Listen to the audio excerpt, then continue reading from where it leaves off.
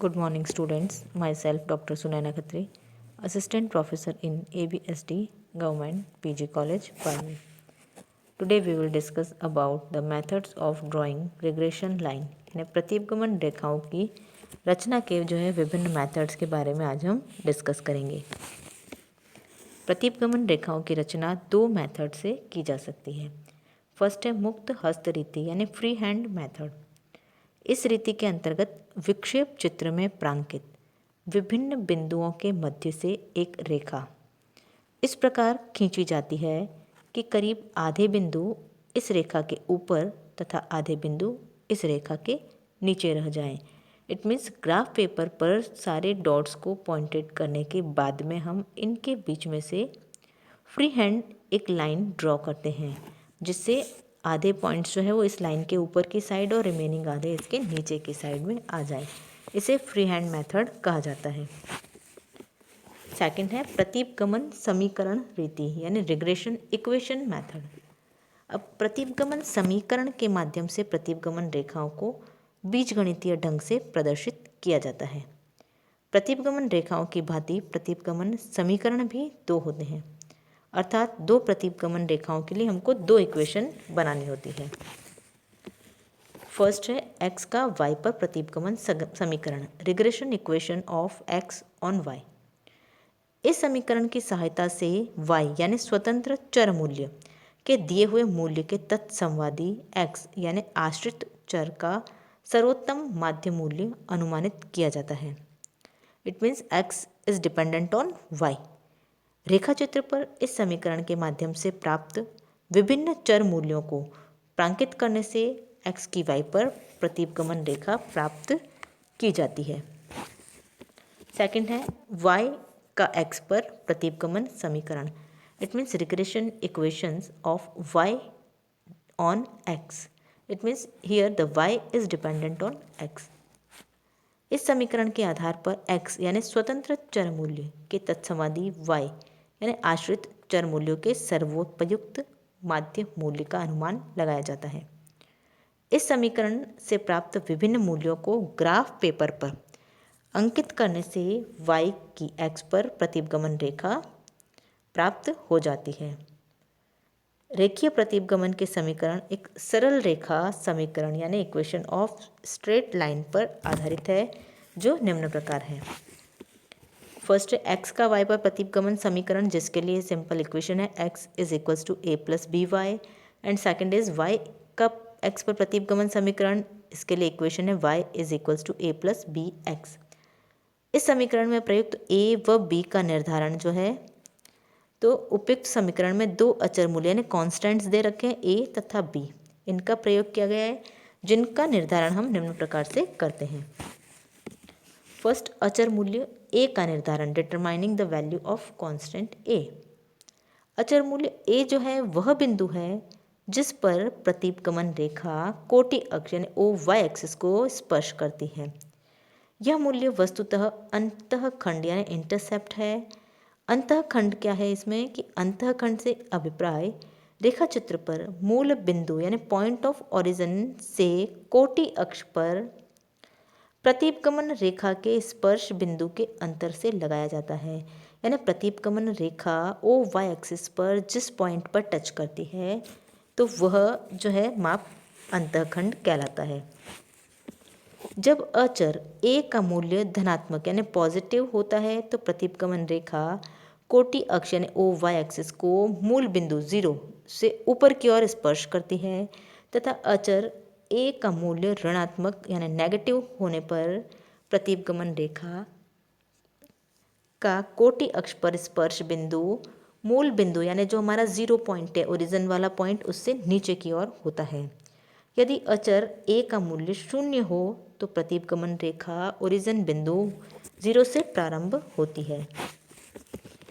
अचर मूल्य a का बीजगणितीय माप वह है x is equals to a plus B Y,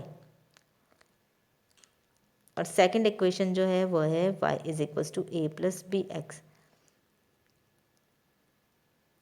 यहाँ पर हम वो इक्वेशन देख सकते हैं, x bar minus B Y bar is equals to a और y bar minus B x bar is equals to a। X bar और Y बार से अभिप्राय क्रमशः एक्स और वाई श्रेणियों के समांतर माध्य से है। सेकंड, अचर मूल्य b यानी कांस्टेंट जो है हमारा b का डिटर्मिनेशन कैसे किया जाता है। अचर मूल्य b प्रतिपगमन रेखा का ढाल यानी स्लोप ऑफ रिग्रेशन लाइंस को निर्धारित करता है। इसे प्रतिपगमन गुणांक यानी रिग्रेशन कोएफिशिएंट के नाम से भी जाना जाता है। इससे यह ज्ञात होता है कि यदि x में 1 यूनिट का परिवर्तन होता है तो y में कितना परिवर्तन होगा। इसी प्रकार y में 1 यूनिट का परिवर्तन होने पर x में कितना चेंजेस आएगा। यदि अचर b का मूल्य धनात्मक यानी पॉजिटिव होता है तो प्रतिपगमन रेखा का ढलान बाएं से दाएं ऊपर की ओर उठता हुआ होता है। यदि अचर मूल्य b जो है वो ऋणात्मक होने पर प्रतिपगमन रेखा का ढलान नीचे की ओर होगा। बीजगणितीय दृष्टि से अचर मूल्य b के मूल्य को सहसंबंध गुणांक, प्रमाप विचलन और माध्यों के रूप में निम्न सूत्र में व्यक्त किया जा सकता है। First equation x on y में b x y is equals to r standard deviation x upon standard deviation y and in second equation y on x में b Y x is equals to r standard deviation y upon standard deviation x। अब उपयुक्त विश्लेषण के आधार पर प्रतिपगमन रेखाओं को जो है निम्न रूप में हम प्रस्तुत कर सकते हैं। पहला है x का y पर प्रतिपगमन समीकरण। तो x is equals to a plus B Y, ये हम पढ़ चुके हैं। Here the x is equals to X bar minus B Y bar plus B Y. अब x bar is equals to X bar minus B Y bar is equals to a, ये हमने पहले पढ़ा है।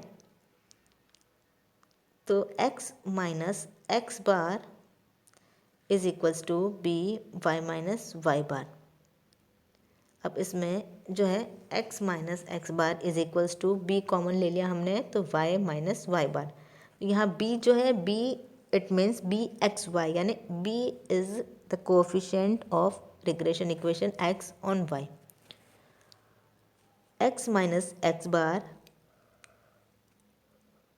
Is equals to B X Y Y minus Y bar, या x minus x bar is equals to r standard deviation x upon standard deviation y into Y minus Y bar. Now in second equation x का y पर प्रतिपगमन समीकरण। Here the basic equation is y is equals to a plus B x, y is equals to y minus B Y bar minus B x bar plus B x, because y minus b x bar is equals to a।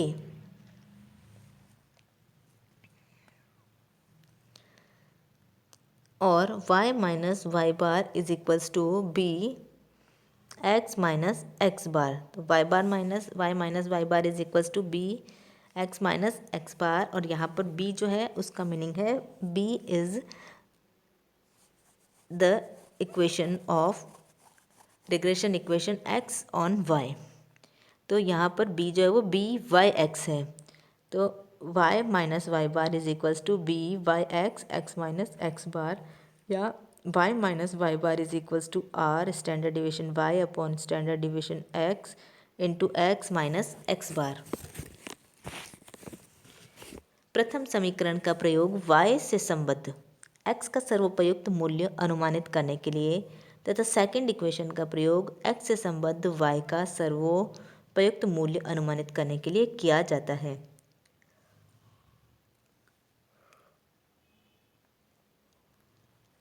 इन समीकरणों का प्रयोग तभी किया जाना चाहिए जब प्रश्न में x, y और r का मूल्य दे रखा हो।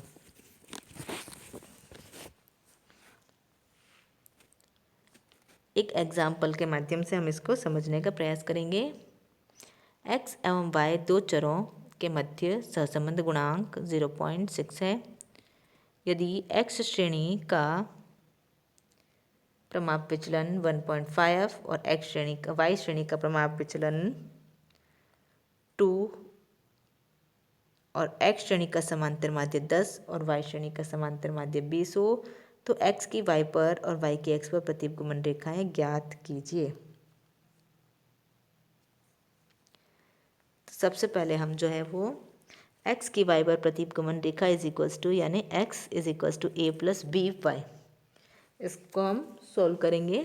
तो here the x minus x bar is equals to r standard deviation x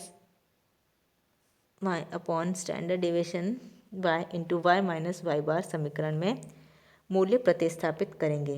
here the x हमको ज्ञात करना है माइनस एक्स बार क्वेश्चन में हमको दे रखा है 10 इज इक्वल्स टू r है 0.6 इंटू स्टैंडर्ड डेविएशन है हमारा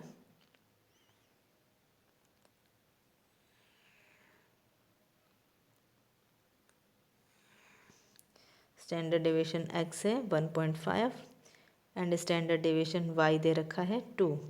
तो 1.5 divide by 2 into Y minus Y bar, तो y हमको निकालना है y minus Y bar question में गिवन है हमको 20। नाउ इसको सॉल्व करेंगे हम।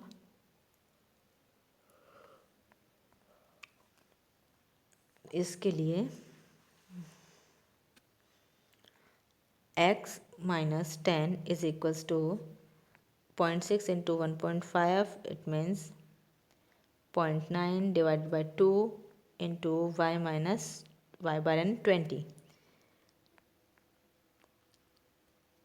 x minus 10 is equals to 0.45 into Y minus Y bar यानी 20, और x minus 10 is equals to 0.45 y minus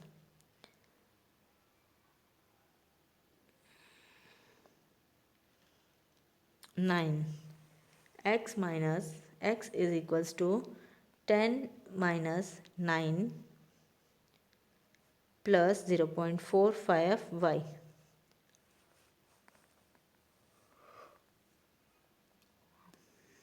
यहाँ पर a इज इक्वल्स टू 1 और b इज इक्वल्स टू 0.45 जो है वो आया है। सेकंड है y की x पर प्रतिगमन रेखा यानी y is equals to a plus B x, उसको सॉल्व करते हैं। तो y minus Y bar is equals to r standard deviation y upon standard deviation x into x minus x bar. समीकरण में मूल्य प्रतिस्थापित करने पर y minus Y bar given है हमको यहाँ पर 20, तो y minus 20 is equals to r है 0.6 into standard deviation y upon standard deviation x। Standard deviation y है 2 एंड स्टैंडर्ड डेविएशन x है 1.5, तो 0.6 into 2 divided by 1.5 into x minus x bar and x bar is given 10, और y minus 20 is equals to 0.6 into 2, it means 1.2 divided by 1.5 into x minus 10. y minus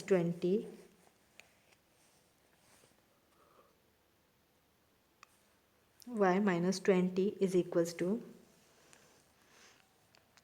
0.8 into x minus 10 और y minus 20 is equals to 0.8x minus 8. Then y is equals to y minus 20 is equals to minus 8 plus 0.8x, और y is equals to 12 plus 0.8x। यहाँ पर a जो है 12 आ गया and b is equals to 0.8। Thank you.